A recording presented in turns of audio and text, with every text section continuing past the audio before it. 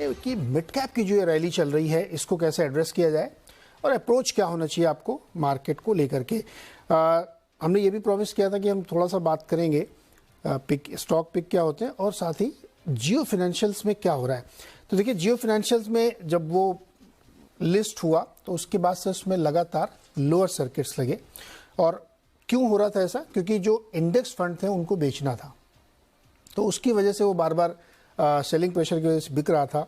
एक रिपोर्ट आई थी जिसके मुताबिक करीब करीब 15 करोड़ के आसपास शेयर वो जो पैसिव फंड होते हैं उनके बिकने थे, तो इसीलिए लगा। अब वो ऐसा अंदाजा लगाया जा रहा है कि शायद वो ओवर हो गई, इसीलिए शुक्रवार को उसमें आपने देखा होगा कि वो लोअर और अपर दोनों लगाने के बाद बीच में एकदम फ्लैट सा बंद हुआ है। और अभी वो T2T सेगमेंट में, जिसका मतलब ये होता है कि आपको डिलीवरी लेनी पड़ेगी। अगर आपने बाई किया है और आपने सेल किया तो आपको देनी पड़ेगी, ट्रेडिंग नहीं हो सकती उसमें। और 10 ट्रेडिंग सेशन के बाद वो T2T से बाहर आएगा और उसके सर्किट फिल्टर पे एक्सचेंजेस वगैरह रिव्यू करेंगे। तो ये तो एक बेसिक टेक्निकल चीज हमने बताई। सिद्धार्थ जी, ये जो जियो फाइनेंशियल में पूरा कुछ हो रहा था, अब क्या इसका आगे कैसे चलेगा? ये क्या हो रहा था उसमें?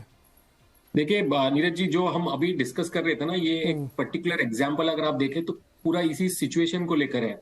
जो कंपनी के शेयर प्राइस जो है वो फंडामेंटल ड्रिवन नहीं है, ये एक डिमांड सप्लाई है। कंपनी एक इंडेक्स स्टॉक से डीमर्ज होके मिली। अब वो सारे इंडेक्स फंड के को अलॉटमेंट हुआ और ना कि इंडेक्स फंड्स। अगर आप देखें तो सम ऑफ द ग्लोबल फंड, चाहे वो FTSE का फंड हो, चाहे वो MSCI का फंड हो, अब ये सबको ये शेयर्स मिला है। अब या तो कोई इन्हें रखेंगे या नहीं रखेंगे। इंडेक्स फंड से तो अब हमने जो BSE और NSE ने कहा है कि ये इनको अपने इंडेक्स से द डे ये सर्किट नहीं लगेगी उसके बाद ये इसको इंडेक्स से निकाल देंगे, तो डेफिनेटली एक राउंड ऑफ सेलिंग आएगा। बट ऐसे बहुत सारे अदर शेयर होल्डर्स हैं जिनका डेटा शायद हमारे पास नहीं है, जो शायद उसे या तो बेचना चाहे या तो बहुत सारे ऐसे भी शेयर होल्डर्स हो जो उसे खरीदना चाहे।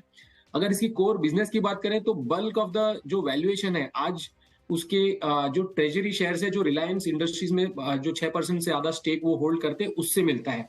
और कोर बिजनेस अभी स्टार्ट ही हुआ है, बहुत ही नैसेंट स्टेज में है। चाहे अगर आप वो लेंडिंग बिजनेस की बात करें, इंश्योरेंस में उन्होंने अभी अब जस्ट टाइप किया है, म्यूचुअल फंड बिजनेस में वो घुसना चाहते हैं, ब्लैक रॉक के साथ ग्लोबल एक फंड के साथ टाइप किया है। तो ये अगले 3-4 सालों में बिजनेस उभर के निकलेगा जहां पे आप इसको एक प्रॉपर वैल्यूएशन दे पाए। अभी तो फिलहाल मैं इसे कहूंगा कि एक होल्डिंग कंपनी है, और उसमें जैसे एक होल्डिंग कंपनी डिस्काउंट भी लगाते हैं, उसके बेसिस पे अगर आप देखें तो वैल्यूएशन कहीं ना कहीं कितना आप डिस्काउंट देते हैं और जो बाकी जो एसेट्स जो रिलायंस ने साथ में अपने साथ इस कंपनी में डीमर्ज किया है, जो लिक्विड एसेट्स हैं, उसको अगर आप कितना मल्टीपल देते हैं, ये 180 से 200 220 तक का एक रेंज हमें दिखता है, जो वैल्यूएशन दिखता है। और आज कोइंसिडेंटली उसी के बीच में आके मार्केट में उसकी सर्किट खुली है। तो हमारा कोई लॉन्ग टर्म व्यू अभी है नहीं। जैसे मैंने बोला कि बिजनेस अभी बहुत ही नेसेंट स्टेज में है, हमने कोई उस पर कॉल या व्यू दिया नहीं है।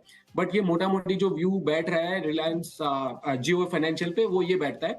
अब यहाँ पे डिमांड सप्लाई और थोड़े दिन लगेंगे, जब ये T2T से भी बाहर निकलेगा तब थोड़ा और स्पेकुलेटर्स भी इसमें आएंगे। टेक्निकल एडजस्टमेंट यहाँ पे होता रहेगा। शेयरों का पैसिव फंड्स उसमें बेचेंगे क्योंकि वो इंडेक्स से बाहर हो रहा है, फिर कोई लेगा कोई बेचेगा, ये एडजस्टमेंट टेक्निकली चलेगा।